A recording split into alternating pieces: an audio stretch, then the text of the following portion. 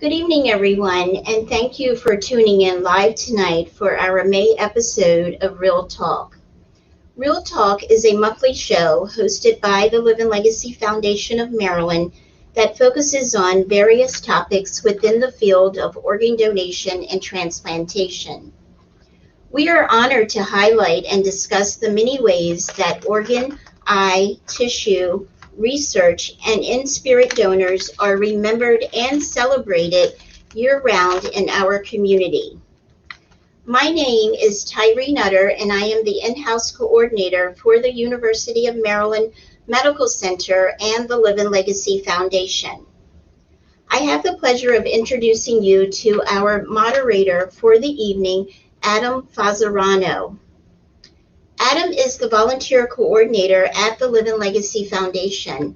He oversees the Living Legacy Foundation's Donate Life Ambassador Program, recruiting, training, and managing the organization's 175 plus volunteers and facilitating public education programs.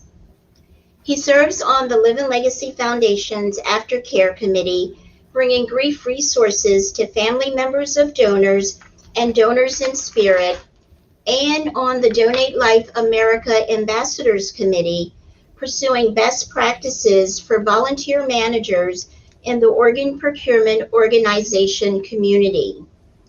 Adam, you have the floor. Thank you so much, Tyree. And hello, everyone. Thank you for being with us. I'm pleased to host this evening's Real Talk episode. As Tyree mentioned, my name is Adam Falzarano, and I'm the volunteer coordinator here at the LLF. So this topic that we're talking about today is especially close to my heart and my everyday work. I'm proud to be able to talk tonight about our volunteer program and showcase 3 of our organization's amazing volunteers. And I'll introduce them now. So the first one is Mike Butler. Mike Butler is a 26-year kidney pancreas transplant recipient. He retired from the Frederick County government in 2014 after 30 years, and he serves currently as a Donate Life Ambassador for the LLF, notably as the Western Maryland Regional Liaison, and he's a member of Team Maryland and Team USA in the Transplant Games of America, as well as Transplant Recipients International Organization, TRIO Maryland, and he serves on the Washington County, Maryland Board of Ethics. He's married to his beautiful wife, Mary, with 1 son, 2 stepdaughters, and 1 stepson. Our next volunteer is Athena Shirai. Athena received a heart transplant from the Children's National Hospital at 9 weeks old in 1993, the 10th transplant performed in the hospital at that time. Her family was introduced to the Living Legacy Foundation when she was in middle school, and they've been volunteers with us ever since.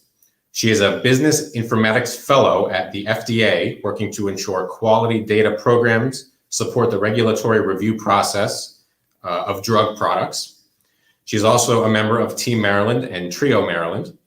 And today she is almost 28 years post-transplant. So she's got you beat by a couple years, Mike, but both still very impressive. Our last volunteer, but certainly not least for the evening, is Matthew Kopp. Matt is from the Jersey Shore, go New Jersey, and he currently lives in Baltimore. Matt has previously worked in libraries and education research. He currently supports the radiation oncology department at the School of Medicine at Johns Hopkins University, and he is an adjunct professor at the Community College of Baltimore County.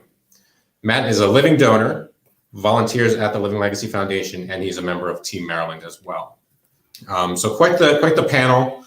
Thank you 3 so much for being with me tonight to talk about the volunteer program. I'm really excited to get your perspective on everything.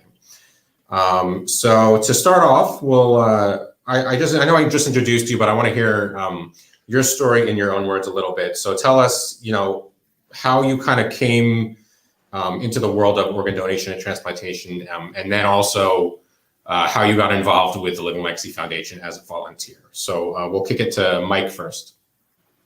Well, Adam, thanks for having me, and thanks to the Living Legacy Foundation of Maryland for having me.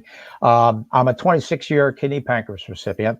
I received the kidney pancreas, the gift of life, from my wonderful, my angel, my hero, and of course my donor Kelly. Not only she saved my life, but she saved 3 others with the gift of organ donation. And then also she enhanced quite a few others. I was lucky and blessed enough to actually get to talk to her mom and meet her mom. And not only unfortunately she lost a daughter, but believe it or not, she gained a whole bunch of new family members from my family, my wife's family, and people that knew me. So that's where I'm right now. I've been living 26 years of borrowed time. Enjoyed every single day of it. Of course, there's been a few couple hospital stays, but hey, it's something that comes with it. But I wouldn't trade a day in for anything. I was introduced to the Donate Life volunteers back in 2006 when I joined Team Maryland. Our wonderful, multi-talented team manager, Latrice Price, said as we got introduced to Team Maryland and everything, that take up to be a volunteer with the Living Legacy.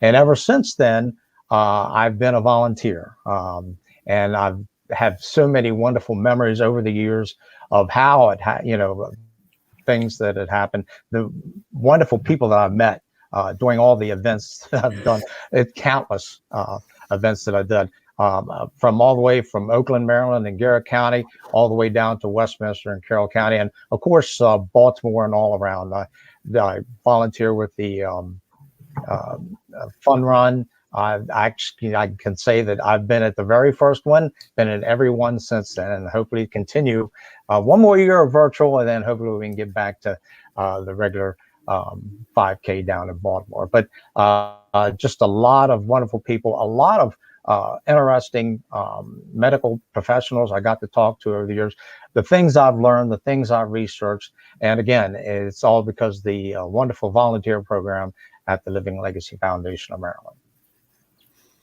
Absolutely. Yeah. Thank you. Thank you so much, Mike. Great story.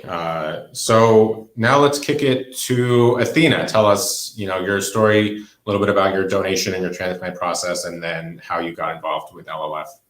Yeah, thanks, Adam. And thank you as well for inviting me to speak today. So my story starts out 28 years ago. I was born with congenital heart defect, which required me to need a heart transplant to survive. So I did receive a heart transplant at 9 weeks old. So my parents are the ones that really got me into being an advocate and into volunteering. We were living and transplanted in the Washington, D.C. area. So my volunteer history starts out with the Washington Regional Transplant Community.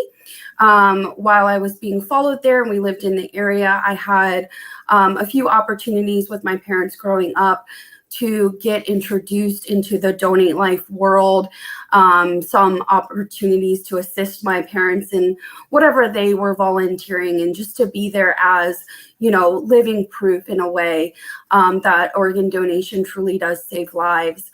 As I got a little older, we did transfer hospitals and we went to Johns Hopkins in Baltimore, which is then when we were introduced to the Living Legacy Foundation of Maryland. So I was about in middle school, and I remember meeting Latrice. I remember coming to a couple meetings and just feeling like, wow, there are so many people just like me. And I just remember feeling this sense of family and community, and it was something I was really eager to get involved with, even at a young age. And something I've stuck with, and I continue to educate myself in it, even though I've been transplanted for a long time. You could say I've grown up kind of in the world.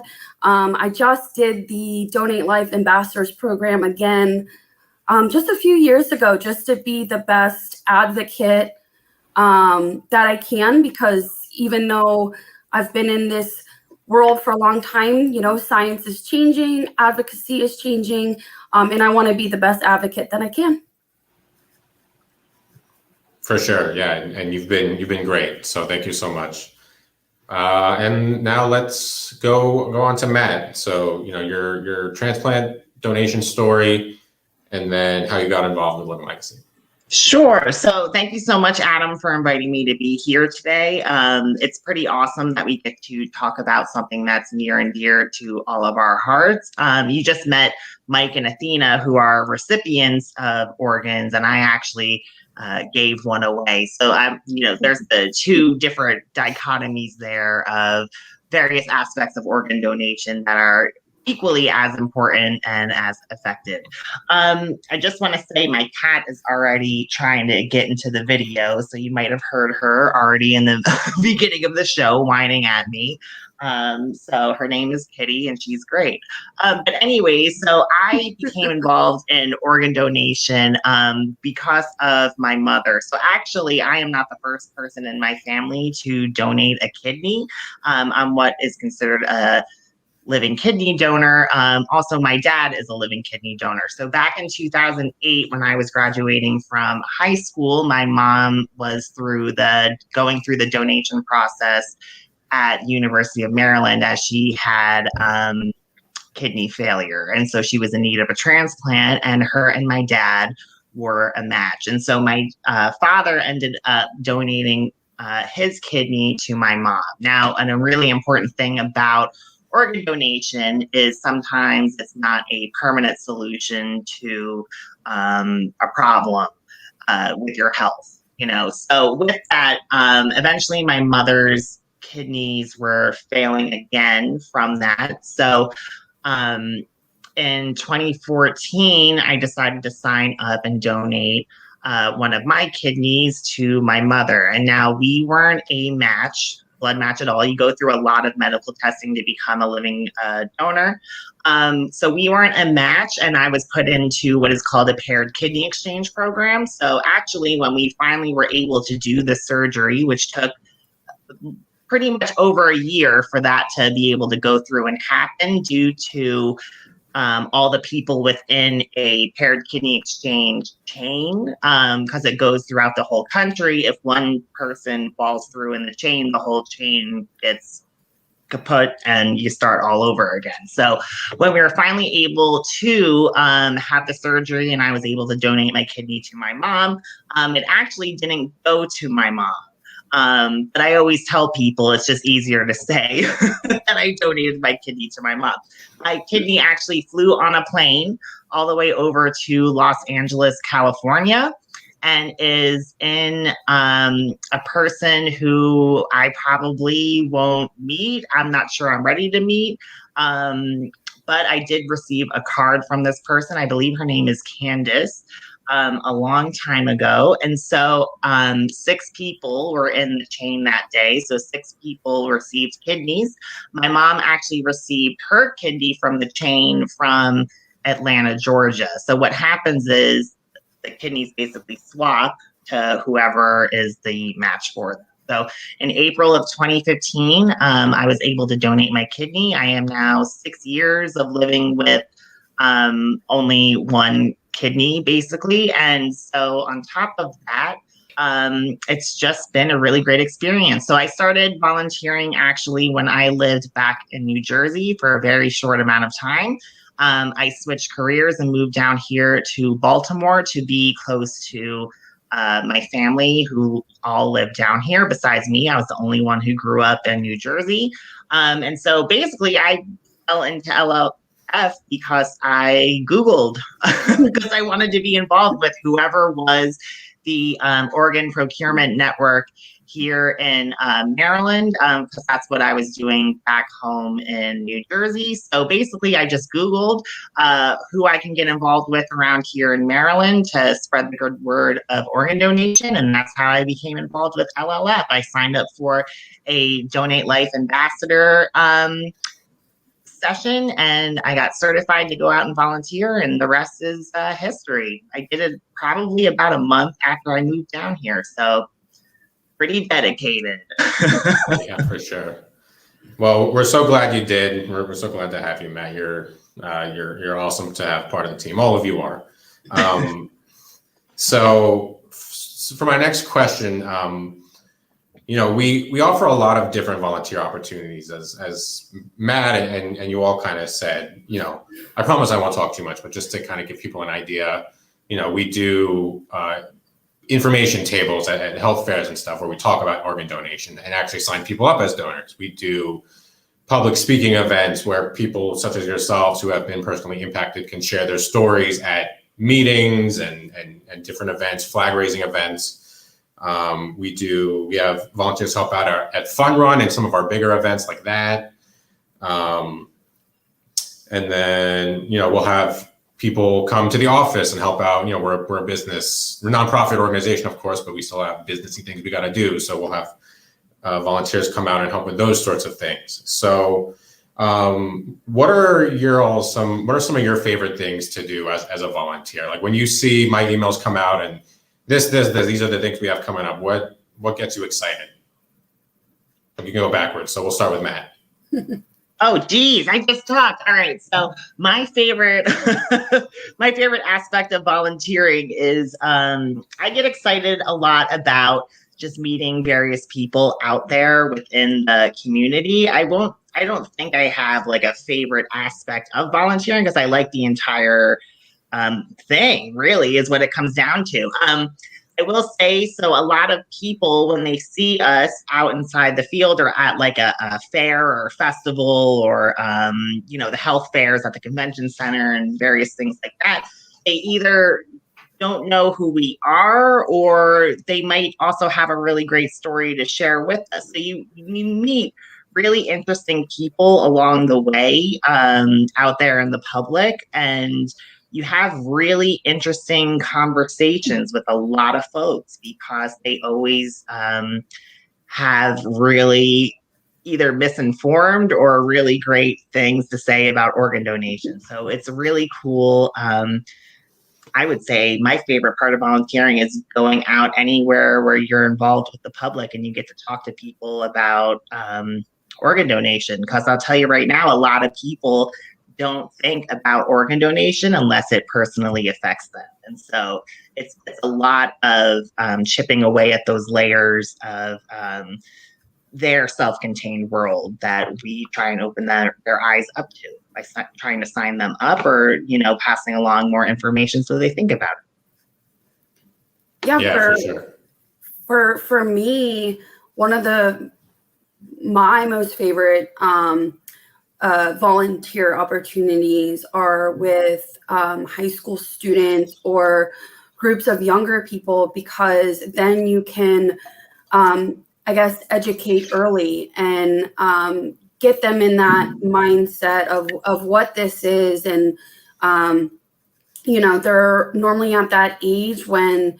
they're getting their driver's license and just coming of age to make, those more adult decisions, but can certainly comprehend the idea of organ donation, philanthropy, their personal health, all those kind of aspects.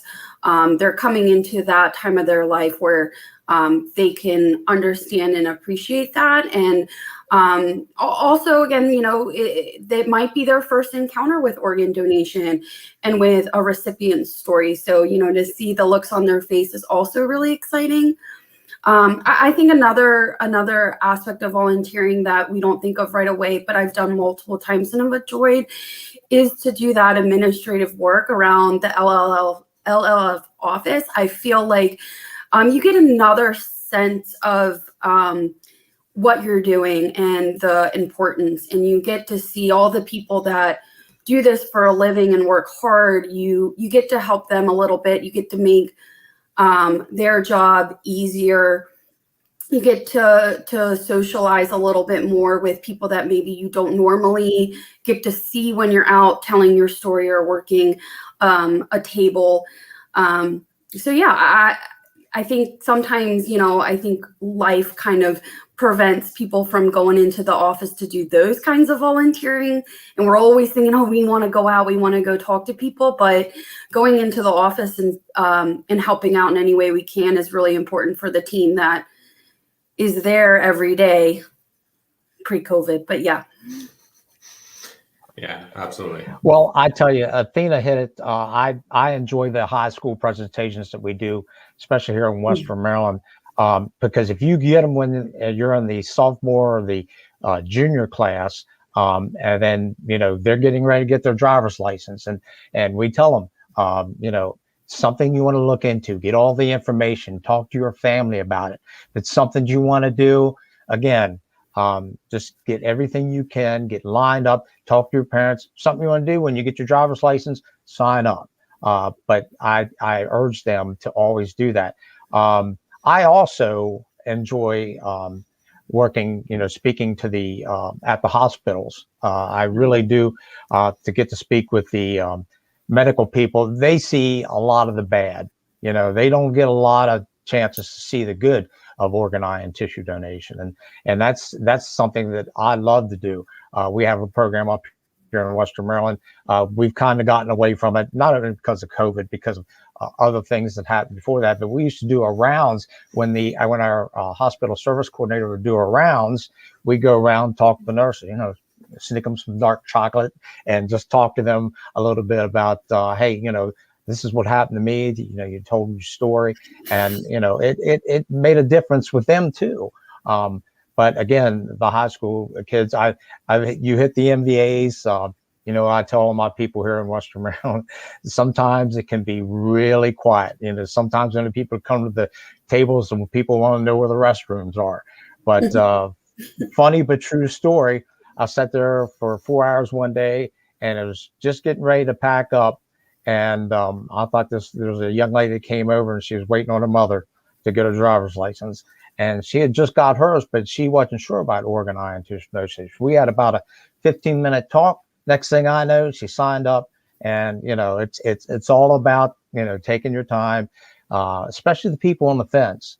When there's somebody on the fence about wanting to know about organ, eye, and tissue donation, you refer them to the good websites. You try to distill any misconceptions, because there are a lot floating out there. And as we know, a lot of people believe what they see on TV. They believe what happens in Hollywood is true.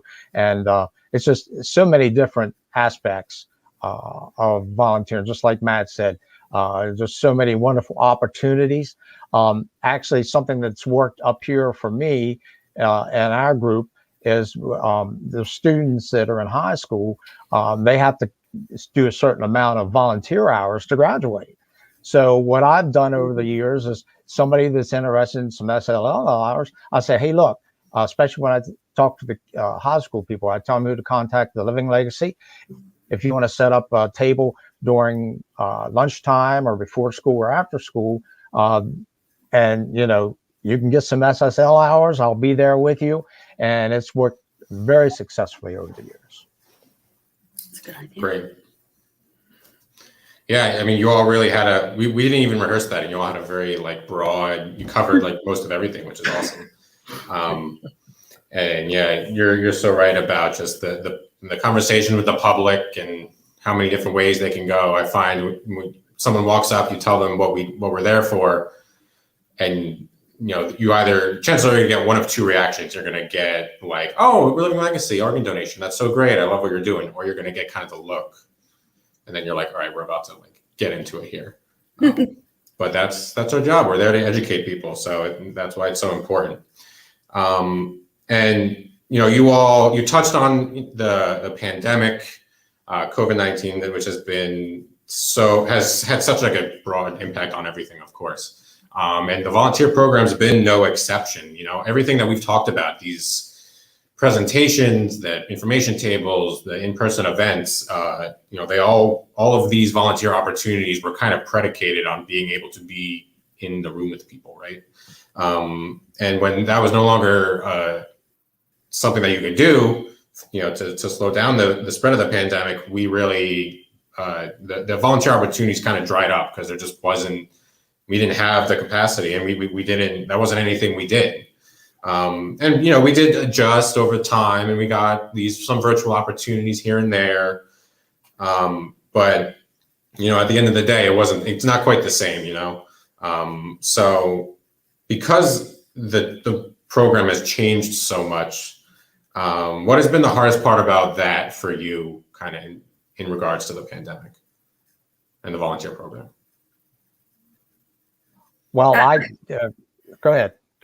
I think you hit it. Just not having the same amount of opportunities, and kind of just feeling like you're missing out, you're missing time. But we all kind of are. But I think it's also the community. You're missing out on seeing. I'm missing out on hanging out with Matt and Mike at a booth, or just any of the internal events that we do, any of the volunteer trainings that we have. There's that aspect of not being able to catch up with the volunteers that you're friendly with. And then, of course, those big events like the 5K that have gone virtual. You see so many people there, not just volunteers, but family and friends, a time to come together and celebrate and educate. And while virtually it reaches people, it's just not quite the same. I'm definitely looking forward to the 5K coming back. Yeah, like Athena said, when you can get a big group, and for those who've ever participated in the family fun run, time to laugh, time to smile, time to remember, time to shed a tear. But, Yeah. it's just a wonderful celebration. You get to see so many wonderful people like Matt, who's the living donors, and the donor families. I've been to the U.S. and World Transplant Games, and when those donor families come in, it's just wow, and just the opportunities. My honey-do list at home gets a lot longer when I'm not volunteering. Let's put it that way, but that's okay. But once we get back rolling again, I think we'll be fine. It's just you had to rely on social media. You had to rely on virtual to get the word out. I know that anytime I get a chance on Facebook, Twitter, whatever, I get on there and say, hey, this is what we did and why we did it. Unfortunately, we weren't able to do it in person, but we'll be back. Mm-hmm. Exactly. I just want to add on to basically what everybody was saying, that, because of the pandemic and that the volunteer opportunities have lessened, pretty much like sickness and organ donation and things like that can be a very isolating experience as well. And, not all of our volunteers are healthy. Some are still on the list. And so that alone is a very isolating experience. And so on top of that, the pandemic happened. So it kind of loses, in a way, you're without that community of like-minded and, similar individuals who have gone through a similar experience you've gone through. And that's really one of the major benefits of being a part of the Living Legacy Foundation and being a Donate Life ambassador is, making those connections with the other volunteers and the other friends you meet along the way. And without that connection, it just adds on to like that little bit of isolating experience.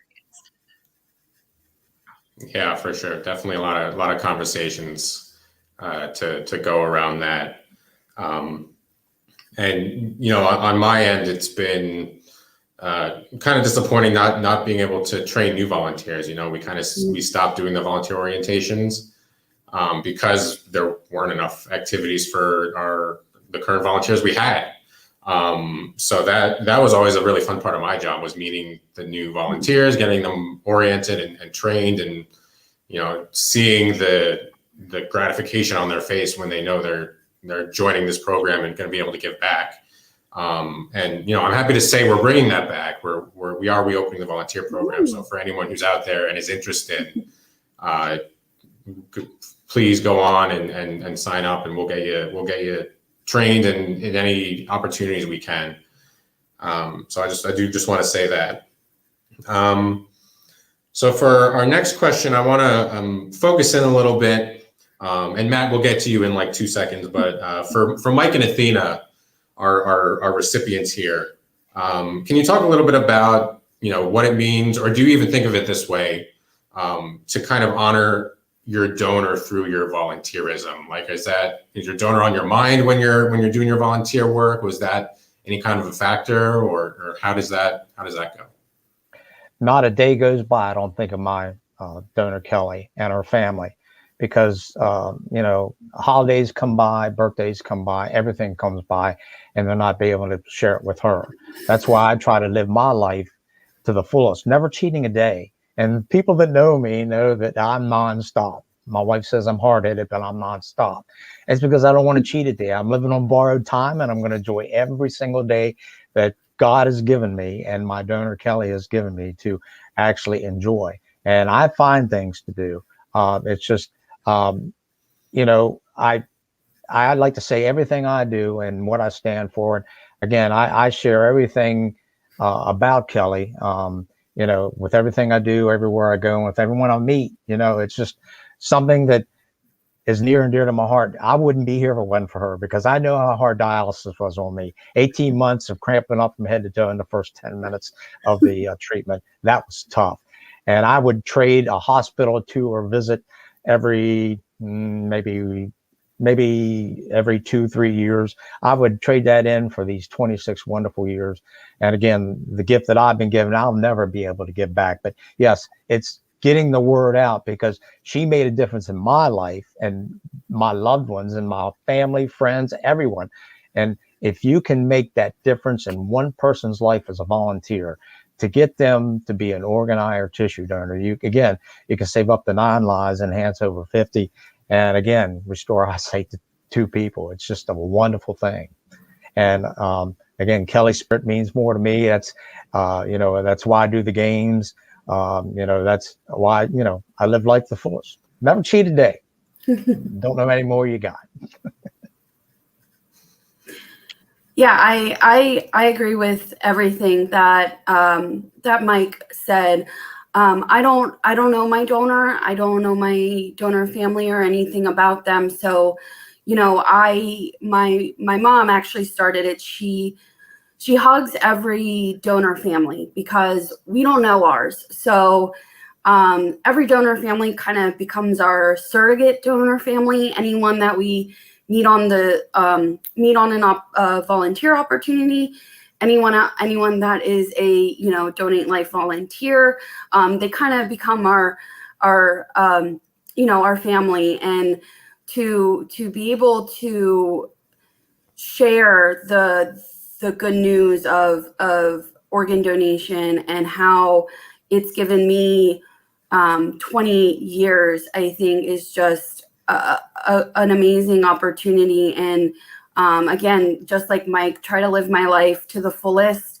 I don't know my donor, but everything I do, I try to make them proud. And being able to speak about organ donation, I think really is the best way to honor them and also honor their family's decision to choose organ donation.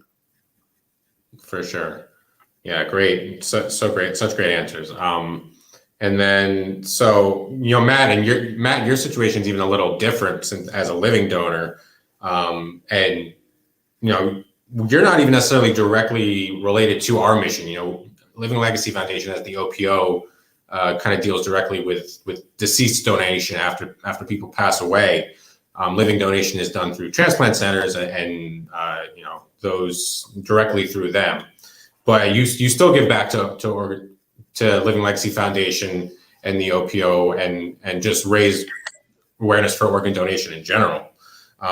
So, do you think of your work doing this as honoring your recipient, whether that's your mother, who's your indirect recipient, or I think you believe it was Candace in Los Angeles as your direct recipient? Do you think of your volunteerism as honoring them in some way, or do you live your life differently because of your donation in any way?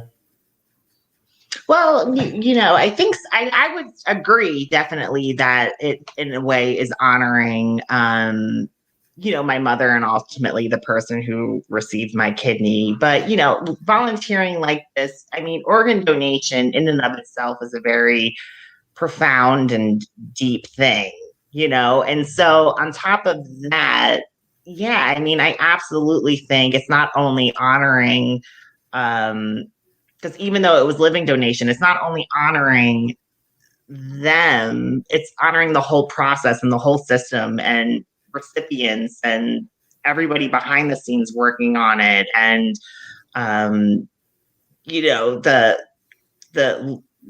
like basically the will everybody has to live. And so it really honors the entire process, I would say. And every basically situation that comes in the whole realm of organ donation. I mean, I wouldn't say, I mean, yes, the living legacy is organ procurement and working in that round of things, but ultimately it's all interconnected and it all is within the same processes, and it's very similar in a whole lot of ways. And I think this is a roundabout way of saying basically, yeah, that it is a way of honoring the, people I've met along the way and also the people I've directly helped. But, it's ultimately not about me, really, is what it comes down to. It's more about empathy for other people and educating other people. So that's how I view it. For sure, yeah. And the end of the day, it comes down to saving lives. It doesn't matter whether it's a living donation, a deceased donation. As long as you're out there and that's what you're pushing for, you're doing something right, I think. So let's switch gears a little bit. Let's get a little less philosophical. I want to talk to Mike a little bit. At the beginning, I mentioned, Mike, one of your big things is raising awareness for organ donation out in Western Maryland, where you live. And, as the liaison for our Western Maryland regional work group within the ambassador program, you do a lot out there. Can you tell us a little bit about the work group, what you do, how it works? Sure. Thank you. Before I say anything, we just lost somebody on Monday, Mr. Tom Cook from Sharpsburg, Maryland. He was our very first Western Maryland regional liaison, and he passed away on Monday. 30-year heart recipient. Pretty cool story about Tom. He was very passionate about organ, eye, and tissue donation. Everywhere we went, he got everyone's attention. A big man, big heart. And one thing about Tom is that he had his transplanted heart longer than he had his regular heart. He had his regular heart for about 25 years, 30 years with the transplanted heart. So he's going to be sorely missed. I know his had some medical issues over the last, I guess, 18 months. But I tell you, again, our thoughts and prayers with Sheila, his beautiful wife, and again, we're going to miss Tom Cook, but just one of the many great Western Maryland volunteers we have up here. The Western Maryland Regional Volunteer Program started back in 2011. Actually, Tom said at one of our meetings, our volunteer meetings with the Living Legacy, that, hey, how about the people in Western Maryland or down on the shore? How can they become more involved instead of having to ride to Baltimore every day? For me, anything to do with organ, eye, and tissue donation, I'll go from the tip of Maryland all the way to the other tip of Maryland. But we're responsible actually for every hospital, MVA, school, any kind of educational or organ, eye, and tissue donation awareness programs that we come up from Garrett County down to Frederick County. And yes, sometimes I cheat in the Carroll County, which is really not a Western Maryland county, but we are 25, we have 25 members, 18 actually active right now. And one of the first things we have bi-monthly meetings. Of course, because of the pandemic, we haven't had one since the pandemic.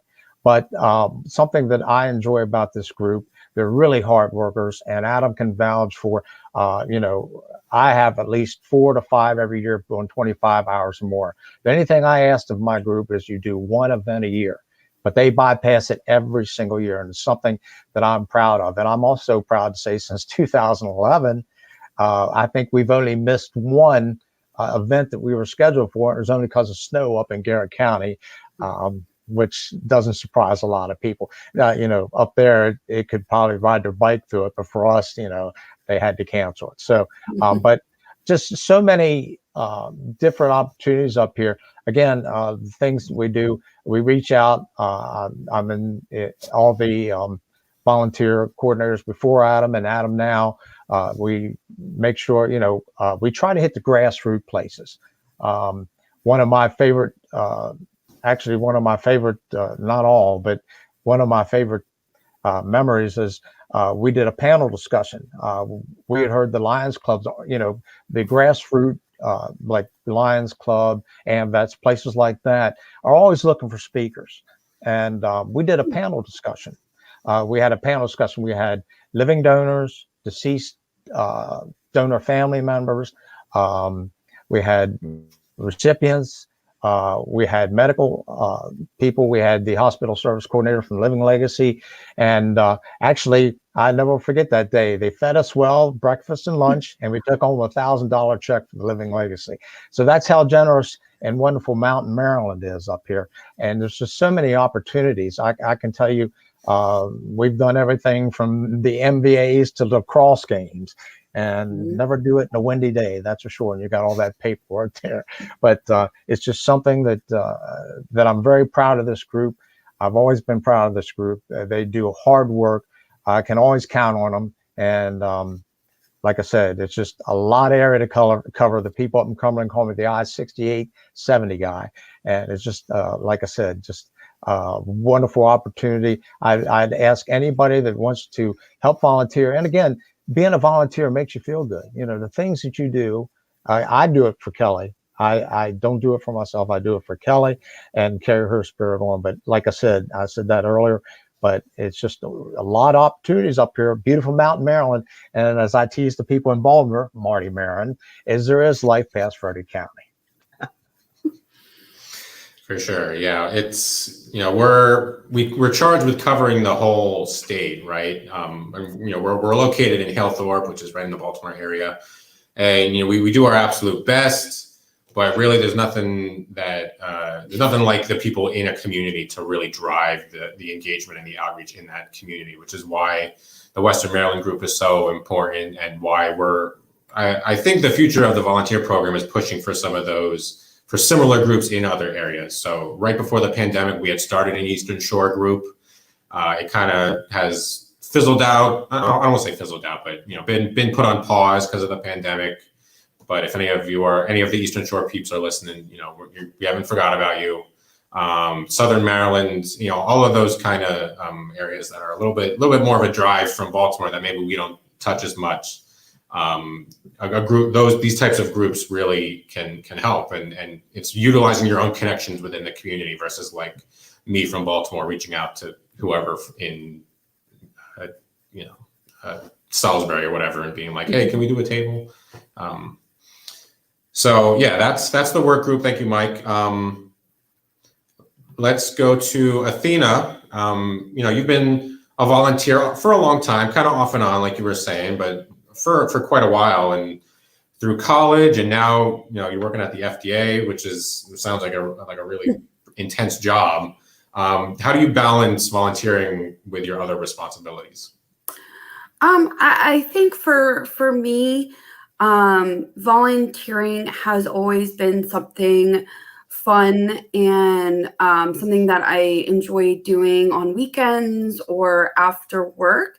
But it was always important to me to know that I didn't have to do everything, and I could do what was either most important or that was most convenient for me at the time.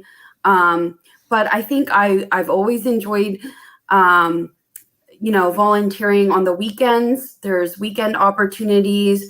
There's evening opportunities like this. I really just switched laptops once I was done work for the day to hop on here.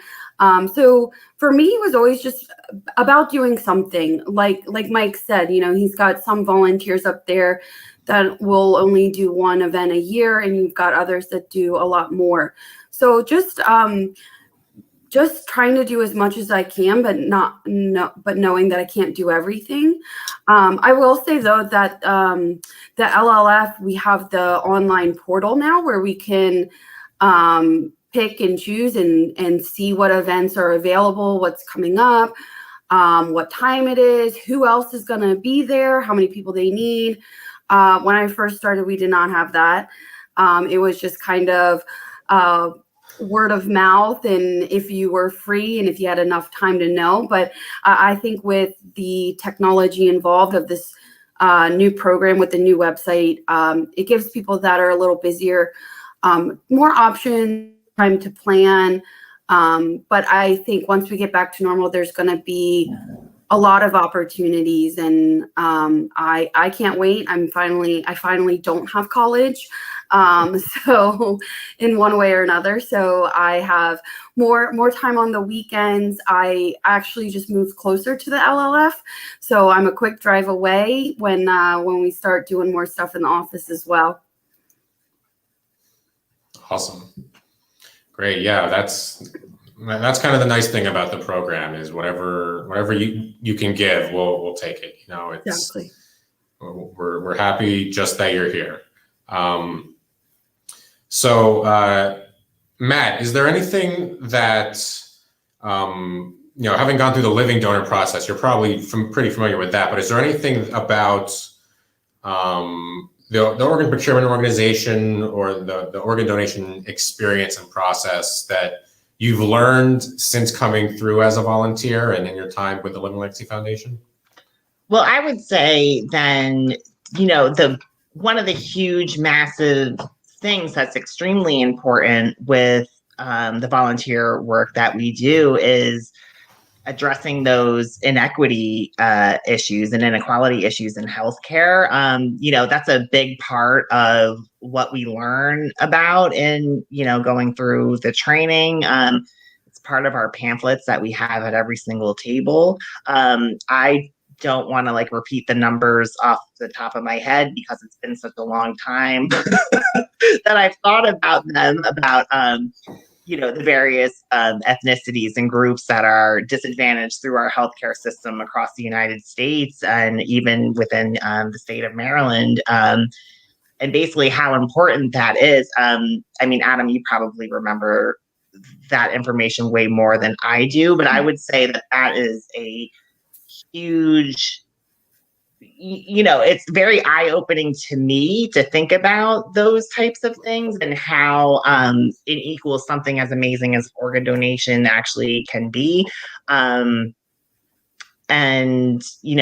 how we work to address those various systematic inequalities within healthcare just by, going to a table in a neighborhood in Baltimore and talking to people about various donation experiences and things like that, and trying to dispel basically those the misinformation that's out there. So I would say definitely learning about the inequalities in healthcare and organ donation are huge parts of what we do, the work that we do,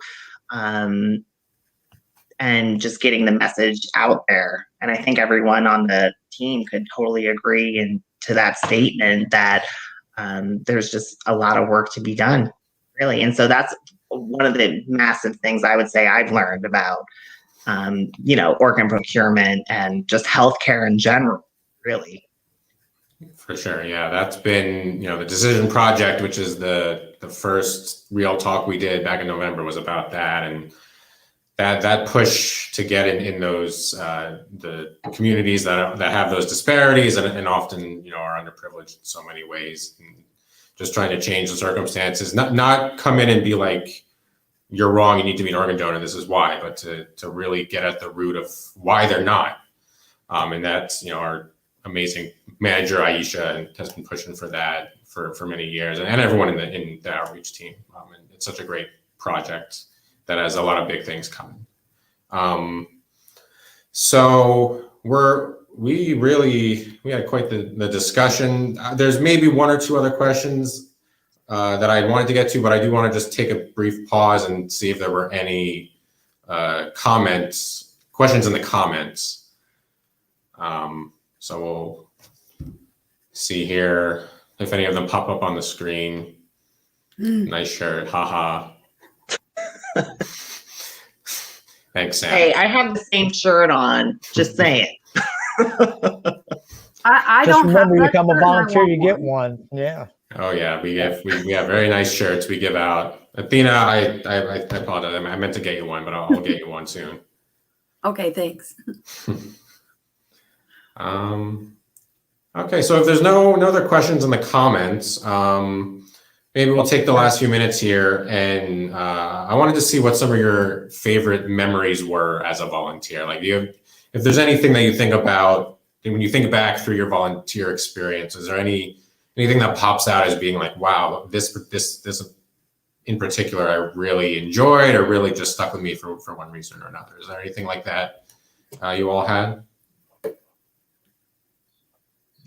Well, real quick, before we get into that, some memories that I've had over the years of doing volunteer work with Living Legacy is I first met Athena when she's in middle school. I got to see her graduate high school, got to watch her graduate college. Now she's a professional young lady, and she's done quite well for herself. And to meet the wonderful new volunteers like Matt, and thank him for being a living donor, that's very, very important, because you did something that saved someone else's life, and again, you got something in return. So thank you. And a wonderful group here that you had, Adam. But I think I've got two. I'll do one, but the second one will be real quick.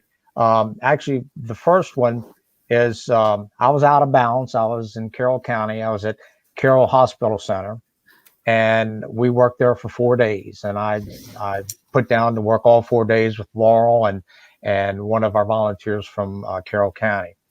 And we had a young lady, actually, I don't really want to say young, she might have been in her 30s. And she came up to the table. She was a social worker at the hospital. And she came up to me and said, asked if I was a recipient. And I told her yes. And I told my story. Actually, I bring up Athena's story every once in a while, from 10 months old to 28 years later. But, and I had told her, and she was really on the fence. She wasn't sure she wanted to become an organ donor. And I told her, look at things. She was there waiting for a friend for lunch. And it was just amazing how our conversation went from, I don't think I really want to be one, to, it's something I'll think about, after telling her my story and other stories that day. And next thing I know, we were ready to pack up, and she come back down. She said, I'm getting ready to go to a meeting. I would like to sign up. And I'm going to tell my husband, and I'm going to tell my mom and dad. I said, that's fine. So she signed up. Tuesday, about just about when the shift's up, here comes this guy. He said, my wife told me to sign up. And I said, no problem. And he told me once, I met your wife, wonderful conversation. She said, that's all she talked about dinner time. And then she got on the phone and talked to her mom and dad. So Wednesday went by, and I said, oh, well, I guess mom and dad didn't work. So Thursday, we were down there about an hour, and here comes this man and this woman. And she said, Linda, my daughter told me to come and sign up. And this is my husband. We talked about it. We all talked about it. And I signed up. We signed up 4 people out of the same family. And it's just amazing how someone on the fence, and that ball rolled downhill, and got, the husband and the mother and father of the young lady. It's just amazing how it works. And that was probably one of my favorite memories. That, and actually, like I said, about that panel discussion, when you hit those grassroots places, just amazing that you can take home $1,000 check just because we're doing what we're doing tonight, getting the word out, educating the public, telling everyone what it is, what a difference they can make being an organ, eye, and tissue donor. And again, so many wonderful memories. I had to cut it down to 2 or 3. It's just, there's no way. There's just no way. So many wonderful memories. The people that I've worked with, over the years. I've met some really fantastic people. Unfortunately, we've lost a few that I've got to work with, and it was, it's an experience that I always remember and hold near and dear in my heart, no matter how much longer I got, like I said. So it's just something that, many memories. And if you had to cut it down to one or two without taking the whole night, that's probably my favorite one. Yeah. Sure. Either of our other two have a memory you want to share? I think like I said before, I think the opportunities to talk to young people at a few of the high school events that I've been at, as well as the 5K every year. I think each year I meet someone amazing, or see someone that's a volunteer that I haven't seen in a long time, and be able to check in with them and their family, make sure they're doing well. And then also, I think from being a volunteer for so long, we've talked about schools, we've talked about volunteering in the hospital, at the LLF, but there's also some really cool places you get to volunteer at, like farmers markets. I know one year we did Artscape in Baltimore, and to be in that kind of environment and see so many people, I know that's one of the ones I'll never forget. And then back to just good memories with other volunteers. I think one of the things that the LLF should be really proud of is when I first started, I don't think we really had any donor families that were really involved. And now I can think of a few just off the top of my head that, they come to everything. They're really involved, and we just love having them around. They bring a really great dynamic and perspective to being an advocate and an ambassador. So I just want to add on about my favorite experiences. They both actually happened in the same day. And this was at a church in a rougher area of Baltimore. And so the first encounter I had was this gentleman was talking to me about how his grandfather passed away from not getting an organ in time. I forget which the specific one was, so let's just say kidney for the sake of the story. And and I asked him, I was like, oh, are you signed up to be an organ donor? And he said no, because it made him incredibly uncomfortable. He never really thought about it before, et cetera, et cetera. The conversation we have with the people who never want to sign up to be organ donors. And so I was basically having this conversation with him that was, maybe you're very upset about how your grandfather passed away from his illness, but maybe his life could have been extended more if more people were signed up to be organ donors. And this person never thought of that before. And I just remember him thinking about it like, wow, you just kind of blew my mind there. Because he just never considered that as a reason why potentially his grandfather did not receive an organ. And then the same day in the afternoon, I'll never forget it. I was talking to this another guy about how I'm a living kidney donor. I donated a kidney. I only had one kidney. He kept being like, what? This doesn't make any sense to me at all. And his mind was just so blown, and he was so touched that I donated my kidney to my mom that he insisted on taking a picture with me. So there's probably a picture of me with this guy somewhere out on the internet. I never got my hands on that picture, but because he was just so completely amazed. I must have been the living kidney donor unicorn of the day for him. But yeah, so he was just so shocked and awed that I did something like that, and he wanted a picture with me, which I thought was hilarious. And I was like, okay. But yeah, both of those interactions happened on the same day. So you always have those ups and downs of people you meet when you're out there in the world talking to people about these types of issues. So yeah. It's always an experience. That it is. And we're a little past 8, so I think that's a great place to kind of wrap it up here. So, thank you so much to our panelists, Athena, Matt, and Mike, and sharing your experience. I think it was truly invaluable. Thank you to the community outreach team and everyone who kind of behind the scenes made this show happen. And finally, to everyone who tuned in, thank you for doing that. I hope we helped you learn about the volunteer program and gave you some things to think about. And, I encourage you, if you liked anything you heard today and you're thinking about maybe volunteering, go online to our website, fill out an interest form. It's at www.thelllf.org/volunteer. You see it on the screen. It'll also probably be in the comments. Be sure to like and share this video if you found it interesting, and also be sure to follow LLF on social media if you don't already. And finally, tune in next month for our episode of Real Talk on June 17th at 7 p.m., the third Thursday of June, where we will be featuring candidates sharing their journey on the transplant waiting list. We've heard a lot about the recipient side of this, but the waiting list is a whole other thing, of course. So we'll be hearing from some candidates on the waiting list, and that's featuring, I'm really excited to announce, special guest Lionel Dalton, the former Ravens player and Super Bowl champion who actually did a PSA for organ donation and the LLF back in the day several years ago. And now he's on the waiting list for a kidney. He's gotten a lot of news coverage the past couple of weeks. And we're really excited to be having him on talking with us. And of course, to hear from the other waiting list candidates who will be on as well. So yeah, thank you so much, everybody. That is our show, and have a great night.